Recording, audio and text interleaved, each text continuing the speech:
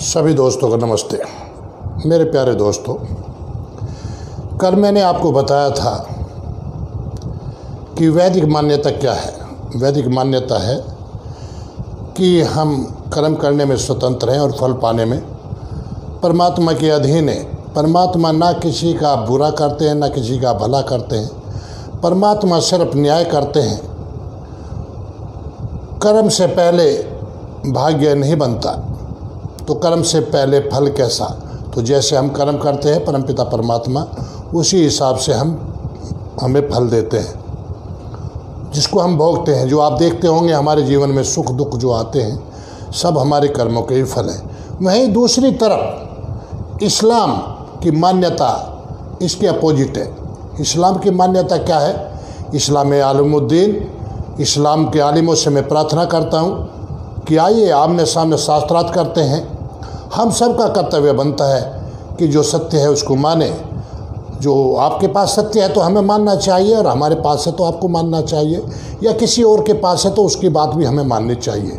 क्योंकि सत्य तो एक ही है, सत्य अलग अलग नहीं होते।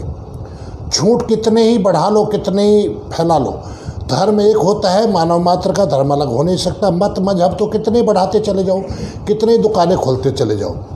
तो यही मैं कह रहा हूँ कि इस्लाम का मान्यता दूसरी है।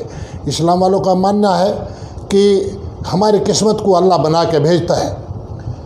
किस्मत को अल्लाह बना के भेजता है, और जो भी कुछ होता है अल्लाह की मर्ज़ी से होता है। अल्लाह की मर्ज़ी के बिना कुछ होता ही नहीं। तो ये मत आपस में भेद है। क्योंकि अगर परमात्मा जो हमारे कर्म के हिसाब से हमें फल देते हैं, ऐसे अल्लाह इसके अपोजिट बात करता है। अब यहाँ शक होता है या तो अल्लाह काल्पनिक है। ये तो आलिमुद्दीन ही आके जवाब देंगे कि जब कर्म से पहले किस्मत कैसे बना देगा अल्लाह। अगर अल्लाह सबकी किस्मत बना के भेजता है तो इस्लाम के मानने वाले ही जो है, कुछ गरीब कुछ अमीर, कोई दुख में कोई सुख में, कोई अंधा कोई लंगड़ा क्यों है? फिर वो नहीं होने चाहिए कि वो तो इस्लाम के मानने वाले हैं। और एक छोटा सा बच्चा, 2 साल का बच्चा, वो मर गया या उसे दुख तकलीफ़ हो रही है तो क्यों हो रही है? उसने क्या ऐसा जुल्म कर लिया?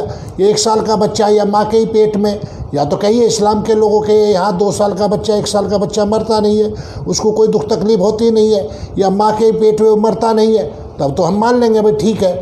नहीं तो जब ये सब कुछ सबके साथ में होता है, दुख सुख, चाहे वो किसी भी मत मजहब को मानने वाला हो या धर्म को मानने वाला हो, तो ये दुख सुख जब हम कहते हैं कि परमात्मा स्वतंत्र करके भेजता है, दुख सुख सब हमारे कर्मों के फल है।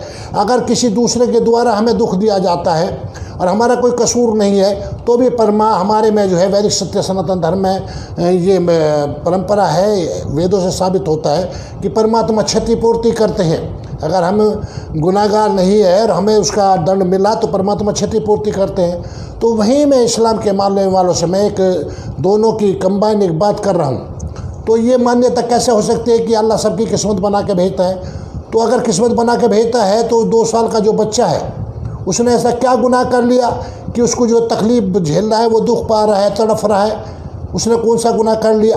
तो यहाँ शक होता है अल्लाह पे कि अल्लाह को कुछ पता नहीं है।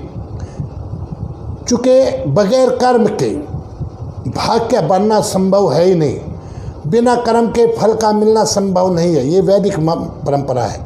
और वहीं जैसे हम कर्म करेंगे और वैसे ही हमें फल मिलेगा, वो हमें भोगना होगा।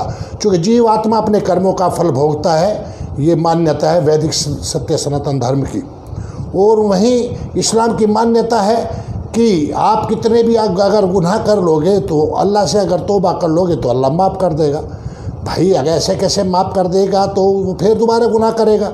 उसको पता लग जाए कि मुझे माफ़ कर दिया और फिर मैं दोबारा गुनाह करूँगा, फिर अल्लाह से तौबा कर लूँगा, फिर माफ़ कर देगा अल्लाह? तो नहीं, ये कुछ बात जो है हजम नहीं होती। क्योंकि अगर किसी ने 2 साल की बच्ची के साथ या किसी बच्चे के साथ या किसी के साथ भी गलत काम किया, उसको तड़फाया, मारा, काटा, लूटा, उसके 4 जिना किया, व्यभिचार किया, कुछ भी किया, अगर आके पता चला उसको कि मैंने भाई गलत काम किया और उसको एहसास हुआ, उसने अल्लाह से तौबा कर ली कि ये मेरे से गलती हुई है, अल्लाह मुझे माफ़ कर दे, मैं अपने गुनाह कबूल करता हूँ, तो अल्लाह ने उसे माफ़ कर दिया।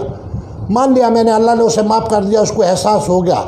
लेकिन जिसके साथ उसने अत्याचार किया, जिसके साथ जिसका कोई बेगुनाह था वो बच्ची बेगुनाह थी, जिसके साथ उसने रेप किया या मर्डर किया या जो भी जुर्म किया, उसको न्याय कौन देगा, उसको न्याय कहाँ मिला? इसे जुर्म करने वाले को तो अल्लाह ने माफ़ कर दिया। तो ये इस्लाम पे सवाल खड़े होते हैं। तो इस्लाम के आलिमुद्दीन, इस्लाम के आलिम, आइए, आपका स्वागत है। हम सब का कर्तव्य बनता है कि सत्य को धारण करें, असत्य को छोड़ें। ये बड़ी जो है विडम्बना चली आ रही है कि गलत परंपराओं को हम मनुष्यों ने मानना शुरू कर दिया है। हम मानव कहलाने वाले, मनुष्य कहलाने वाले, तो हमें जो परमात्मा ने बुद्धि दी है, दिमाग दिया है, सोचने की शक्ति दी है, सत्य क्या है असत्य क्या है इसको जानने की क्षमता दी है। तो हम सब का कर्तव्य बनता है, जितने भी दुनिया में मानव हैं, कहलाने मानव जाति में जन्म लिया है और मनुष्य बने हैं, हम सब का कर्तव्य बनता है कि सत्य को अपनाए, असत्य को छोड़े। आइए इस्लाम के आलिमों, इसी बात पर चर्चा हो जाए। क्या किस्मत पहले से बना के अल्लाह भेजता है, ये बात सत्य है या गलत है? आपस में शास्त्रार्थ करते हैं, आपस में आचार विचारों का आदान प्रदान करते हैं। आइए, आपका स्वागत है। सत्य को अपनाए, असत्य को छोड़े। विनती करता हूँ इस्लाम के आलिमों से। और जो शब्द आप कहते हैं इंशाअल्लाह, जो होता है अल्लाह की मर्ज़ी से होता है, आइए उस पर भी चर्चा कर लेते हैं। तो फिर अगर सब कुछ जो हो रहा है अल्लाह की मर्ज़ी से हो रहा है, तो जितने भी गुनाह, चोर, बदमाशी, डकैती, मार काट, लूट, जो भी अत्याचार हो रहे हैं, तो अगर सब कुछ अल्लाह की मर्ज़ी से हो रहा है तो फिर गुनाहगार अल्लाह है। आइए इस्लाम के आलिमों, आलिमुद्दीन, आपका स्वागत है। हम सब, आप सब मिलकर इस बात पे चर्चा करें और सत्य है उसको सब अपनाएं, आप भी और हम भी, और असत्य को छोड़ें। हम सब मनुष्यों का यही कर्तव्य होना चाहिए, यही हमारी भावनाएं होनी चाहिए। किसी को ठेस पहुंचाना या किसी को बेइज्जती करना हमारा लक्ष्य नहीं होना चाहिए। हम मनुष्य हैं, सब उस परमात्मा के बनाए हुए हैं। वो परमपिता परमात्मा वैदिक धर्म के हिसाब से हमारा माता भी है, पिता भी है, गुरु भी है। वो न्यायकारी है, दयालु है। और एक तरफ जो अपने अल्लाह को मानते हैं, अल्लाह को की बात करते हैं, तो आपस में बैठ कर चर्चा होनी चाहिए। वो सत्य है, हम सबको मानना चाहिए, असत्य को छोड़ना चाहिए। सभी दोस्तों को नमस्ते, बहुत बहुत धन्यवाद। अगर आपको मेरी वीडियो सही लगे तो इसको, मेरा ये नया चैनल है, मैं पहलवान धर्मवीर सिंह आपसे विनती करता हूँ, इस मेरे चैनल को सब्सक्राइब करें और ज़्यादा से ज़्यादा शेयर करें और इस्लाम के आलिमुद्दीन तक, आलिमों तक पहुँचाएँ कि वो आए, सामने बैठ के शास्त्रार्थ करें, ताकि जो हमारे अंदर जो दूरियां हैं वो दूरियां मिट जाएं, सब सत्य के रास्ते पर चलें।